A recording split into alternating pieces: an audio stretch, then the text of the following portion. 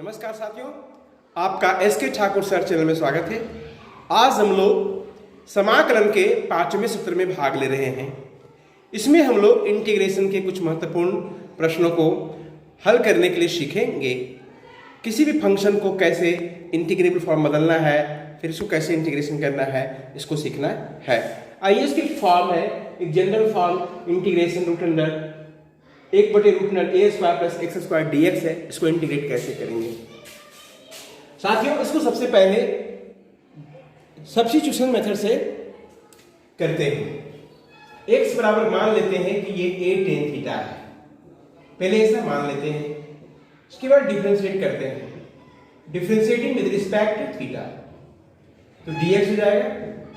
tan theta का होता है sec² थीटा d थीटा। अब इसको इंटीग्रेट करेंगे, ये dx की जगह हो गया a sec² theta d theta root under a², x का मान भरेंगे a² tan² theta a sec² theta, ये बाहर निकालेंगे तो ये हो जाएगा रूट अंडर 1 + tan² थीटा बराबर होता है sec² थीटा, ये कैंसिल हो गया sec² थीटा बटे ये हो गया sec थीटा, एक से कट जाएगा sec थीटा d थीटा हो जाएगा। sec थीटा का इंटीग्रेशन आपने पढ़ा है कि log sec theta plus tan theta होता है। अब tan थीटा का मान तो यहां से आप निकाल सकते हैं कि tan थीटा बराबर हो जाएगा x/a, इसलिए इस sec थीटा का मान भी इसे निकाल सकते हैं root under 1 + tan² theta root under 1 + x/a का होल स्क्वायर a² + x² बटे a हो जाएगा। ये sec थीटा का मान निकल के आ गया, तो log sec का मान आ गया रूट अंडर x² + a² बटे a, और tan थीटा का वैल्यू हुआ x/a प्लस c। ये log हो गया x + root under x² + a² plus c minus log a हो गया। अब ये दोनों कांस्टेंट मिलकर एक बड़ा सा कांस्टेंट मान लेते हैं, इसलिए I बराबर हो गया log x + root under x² + a² plus c। दूसरा प्रश्न ये है इंटीग्रेशन 1/√x² - a² dx है। साथियों इसमें x बराबर मान लेते हैं a sec थीटा, डिफरेंशिएट करते हैं, differentiating with respect to theta. आपको ये दिमाग में लग रहा होगा, आपके सामने प्रश्न उठ रहा होगा कि कभी tan मानते हैं, sec मानते हैं, क्यों मानते हैं? यहां sec मानने से sec² थीटा माइनस 1 बराबर होता है tan² थीटा। पिछले क्वेश्चन में वो था x² + a², तो 1 + tan² थीटा होता था sec² थीटा, इसलिए tan माना, और यहां पर हम sec मानते हैं। डिफरेंशिएट करने से dx बराबर हो जाएगा a sec थीटा का होता है sec थीटा × tan थीटा। अभी I बराबर हो गया dx की जगह पर a sec theta tan theta d theta हो जाएगा रूट अंडर x की जगह पर a square sec² theta minus a² a sec theta tan theta d theta, ये बाहर निकालेंगे root under sec² theta minus 1, a cancel हो गया sec theta tan theta d theta, ये हो जाएगा sec² थीटा माइनस 1 होता है tan थीटा, ये हो गया tan थीटा, tan कैंसिल हो गया, ये हो गया फिर sec theta d theta. sec theta का इंटीग्रेशन होता है log sec theta plus tan theta plus c। अब मेरे पास में यहां पर sec थीटा का मान पता है x/a है, इसे tan थीटा का मान भी निकाल सकते हैं। Root under sec² theta minus 1 होता है x² बटे a² minus x² minus a² बटे a हो जाएगा। अब यहां वैल्यू बदलते हैं, I बराबर log sec का वैल्यू हो गया x/a प्लस tan का वैल्यू हो गया root under x² minus a² बटे a प्लस c बराबर log x plus root under x² minus a² plus c minus log a लिख सकते हैं। अब ये दोनों कांस्टेंट मिलकर के एक कांस्टेंट हो जाएगा, तो हम I बराबर लिख सकते हैं log x plus root under x² minus a² plus c. तीसरा नंबर क्वेश्चन है इंटीग्रेशन 1/√a² - x² dx। इसमें मानेंगे x बराबर a sin थीटा। आपने पढ़ा है 1 - sin स्क्वायर थीटा बराबर होता है cos थीटा, तो आप a sin थीटा या a cos थीटा मान सकते हैं।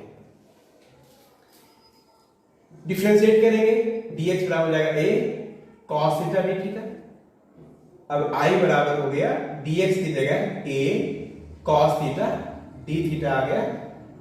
अब रूट अंडर a² x का मान आ गया a² sin square theta integration a cos theta d theta. ये बाहर करेंगे root under 1 minus sin square theta आ गया, a cancel cos theta d theta.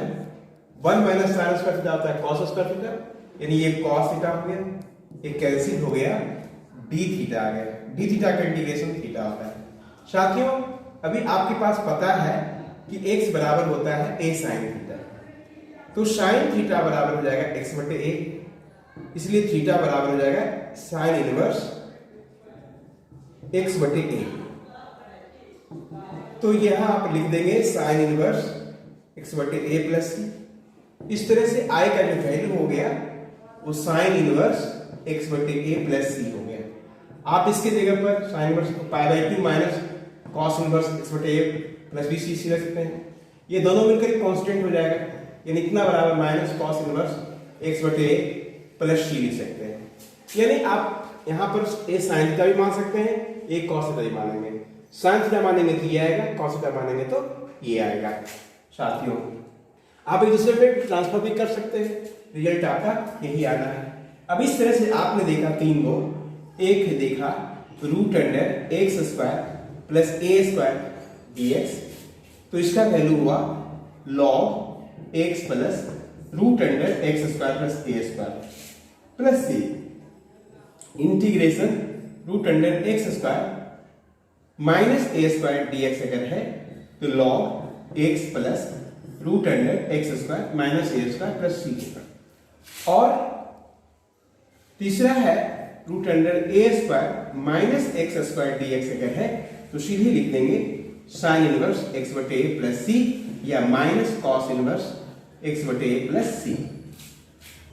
अब क्वेश्चन नंबर 4 देखिए, sin x बटे root under 4 minus cos square x है। अगर आप cos x को z मान लेते हैं तो डिफरेंशिएट करने पर differentiating with respect to x dx बराबर हमें मिलेगा cos x का होता है माइनस sin x dx। तो इस तरह से dx बराबर माइनस dz बढ़ सकते हैं, माइनस dz बराबर हो जाएगा sin x dx। तो I बराबर हो गया माइनस dz बटे root under 4 minus cos x बराबर z है, यानी z² dz रूट अंडर 4 मतलब 2 का स्क्वायर माइनस z का स्क्वायर। आप इसका इंटीग्रेशन पढ़े हैं साथियों, आपने पढ़ा है integration root under a² minus x² dx बराबर sin inverse x/a plus c। तो यहां पर आप माइनस sin इनवर्स x की जगह पर यहां z है और a की जगह पर 2 है, z/2 plus c minus sin इनवर्स z का वैल्यू दिया हुआ है cos x बटे 2 प्लस c। अब क्वेश्चन नंबर 5 में आ जाइए, 3x से 3 to the power x root under इसको लिख सकते हैं 3 टू पावर x का होल स्क्वायर dx। यहां पर लेट कर ले 3 टू पावर x को z मान लें, तो 3 to power x log e to the power 3 बराबर ये dx बराबर dz। 3 टू पावर x बराबर हो जाएगा dz बटे log 3। अब मेरे पास इंटीग्रेशन हो गया, इतने की जगह पर dz लिख देंगे और ये कांस्टेंट टर्म है, इसको हम नीचे ले देते हैं बटे रूट अंडर 1 माइनस z²। अब ये तो जस्ट इसी की तरह है a² माइनस तो लिखेंगे क्या, log 3 sine inverse z/1 plus c log 3 sine inverse z का मान 3x है प्लस c हो जाएगा।